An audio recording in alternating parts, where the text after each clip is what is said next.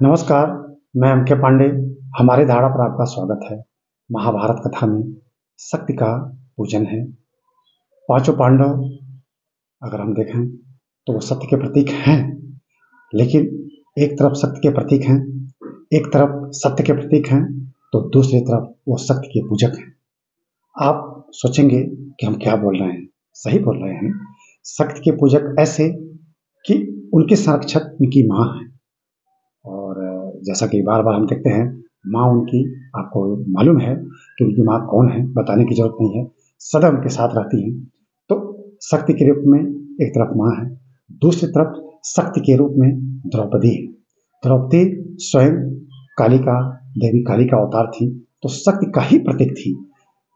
मैं जब पढ़ता हूँ और मैं जब इस महान कथा का विश्लेषण करता हूँ, तो मुझे एक पक्ष यह भी दिखाई देता है कि द्रौपदी ने जो 5 गुण अपनी पति में कल्पना की थी और भगवान भोलेनाथ से वह सर्वगुण संपन्न पति की मांग की थी, यजन किया था, तो वास्तव में वो 5 गुण उन 5 पांडवों में थे। ये तो एक प्रतीक है, लेकिन ये होना था इसलिए कि वो पांचों पांडव शक्ति के पूजक थे, तो शक्ति का की पूजा अनवरत और पूरी दृढ़ता से चलती रहे, तो उनको शक्ति के रूप में, प्रतीकात्मक पत्नी के रूप में वो द्रौपदी मिली। द्रौपदी शक्ति की प्रतीक थी, महान देवी महारानी द्रौपदी, वो काली की अवतार थी। बार बार उनको उन्होंने प्रेरित किया। अब अगर आप महाभारत को उठा के देखें तो कृष्ण और द्रौपदी पांडवों के साथ हैं, मतलब कराया जाएगा पांडवों से, लेकिन कराने वाले देवी और देवी के रूप में शक्ति स्वयं द्रौपदी हैं और स्वयं प्रभु नारायण हैं, कृष्ण हैं। इन लोगों ने कराया, और क्या कराया? सत्य की रक्षा के लिए जो जो कराना चाहिए, जो जो कार्य कराने चाहिए, वो कराया, पांडवों ने किया। अब हम मूल बात पे आते हैं। जैसा कि आप हमारी धारणा देख रहे हैं, चैनल हमारी धारणा है, तो कथा कैसी है, किस तरह से है, वो तो प्रसंग आते ही रहते हैं, सबको कथा मालूम है। इस कथा को पढ़ने के बाद हम अपना विश्लेषण इस अपने चैनल पे रखते हैं, आपके समक्ष अपनी बात रखते हैं, आपको पसंद भी आता है, आप इस चैनल से जुड़े भी रहते हैं। हमारे इस वीडियो को भी आप देखिएगा, खूब लाइक और शेयर कीजिएगा, हमारे चैनल को सब्सक्राइब भी कर लीजिएगा। मैं एम के पांडे। अब आगे हम बढ़ते हैं। आप देखिए 5 पांडव। अब इसके पहले जो कथा आती है कि द्रौपदी द्रुपद की पुत्री, और पहले पूर्व जन्म में इन्होंने तपस्या की कि हमको सर्वगुण संपन्न पति मिले, तो द्रुपद के वहाँ वो पैदा हुई। द्रुपद ने भी एक तपस्या की थी कि उनको ऐसी संतान प्राप्त हो जो उनकी जो इच्छा है वो पूरी कर सके, और उनकी इच्छा, जो मूल इच्छा थी, वो जो इनके पांडवों के और कौरवों के जो गुरु थे द्रोणाचार्य, उनको पराजित करना था। तो उनकी भी एक इच्छा थी, द्रौपदी की भी एक इच्छा थी, कहानी बनना था, तो द्रौपदी 5 पांडवों की पत्नी बनी। लेकिन मैं जो इसका विश्लेषण करता हूँ, मैं जो पढ़ता हूँ, मुझे सीधा दिखाई देता है कि 5 पांडव सिर्फ पांडव नहीं है, वो पूजक हैं, वो शक्ति के पूजक हैं।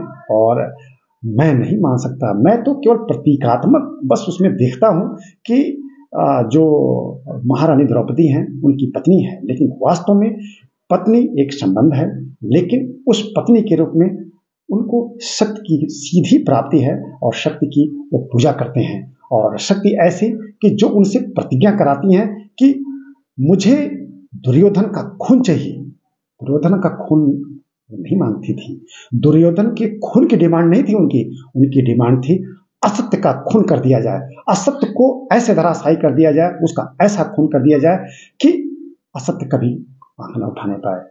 वह सत्य जो नारी का अपमान करता है, उस असत्य को निर्ममता पूर्वक उसका दमन किया जाए। तो एक नारी की महान कहानी है, द्रौपदी महान कैरेक्टर है, महान महाभारत की कथा की महान पात्र हैं। और अगर इसका विश्लेषण हम करें तो हम विश्लेषण करते चले जाएंगे, कभी यह विश्लेषण समाप्त नहीं हो सकता। लेकिन हम जब इसका मूल विश्लेषण करते हैं तो हम पाते हैं कि द्रौपदी की इच्छा थी कि हम अब प्रतीकात्मक देखें, एक मानवीय संवेदना देखें, तो वो चाहती थी कि हमको ऐसे ऐसे पति, इस तरह के पति की प्राप्ति हो जो धर्माचारी हो, सत्यवादी हो, सर्वश्रेष्ठ धनुर्धर हो, सर्वश्रेष्ठ गदाधारी हो, और देखिए सर्वश्रेष्ठ घुड़सवार हो, और सर्वश्रेष्ठ तलवारबाज हो। सब एक ही नहीं हो सकता है।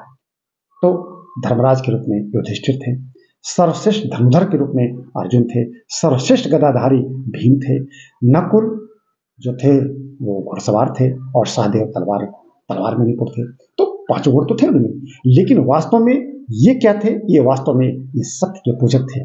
द्रौपदी का कदम कदम पे उस द्रौपदी के रूप में उन्होंने पूजा की है और द्रौपदी की इच्छा थी कि अपने इन भक्तों से, अपने इन पूजकों से हम ऐसे सत्य की रक्षा कराएं कि वो सिर्फ असत्य का गला ही न घोटें, असत्य के सीने को चीरकर उससे रक्त निकाल के हमारे सामने प्रस्तुत करें। वो असत्य का प्रतीक दुर्योधन था।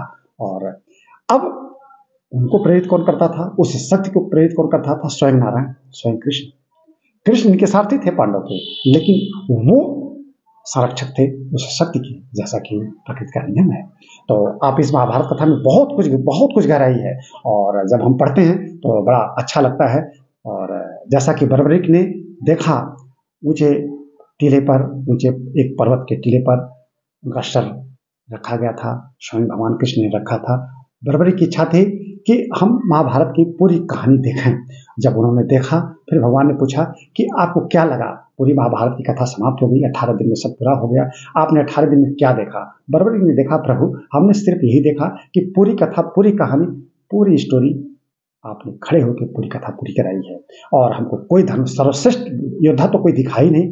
अर्जुन तो बाण चलाते थे, वो बाण बस कुछ दूर तक जाते थे, बाकी आगे तो उस बाण को आपका चक्र ले जाता था। जितने भी योद्धा थे जो पराजित हो रहे थे, उनमें आपकी शक्ति नहीं थी और जो जीत रहे थे उनमें सिर्फ आपकी शक्ति थी।